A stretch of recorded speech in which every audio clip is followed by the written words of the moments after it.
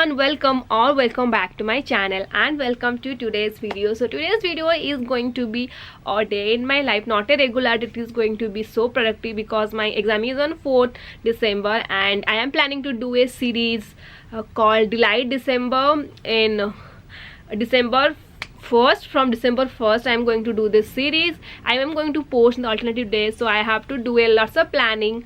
So yeah, I will take you through my day and I'm going to study also. Now it's 9:30 and I woke up around 8 because ज़्यादा कुछ काम नहीं है. So I was just finished a little work and now I'm going to have my breakfast and then we'll clean my study table and then I will start my study and planning the whole day.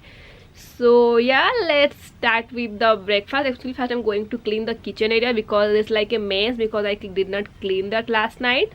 So yeah, let's do that. Also yeah, I'm super excited for the December series. I hope it go well. I can, please give me strength that I can post 16 video in December. So yeah, I have planned a lot of video. So yeah, I hope you enjoy the series. Let's go and clean the kitchen first.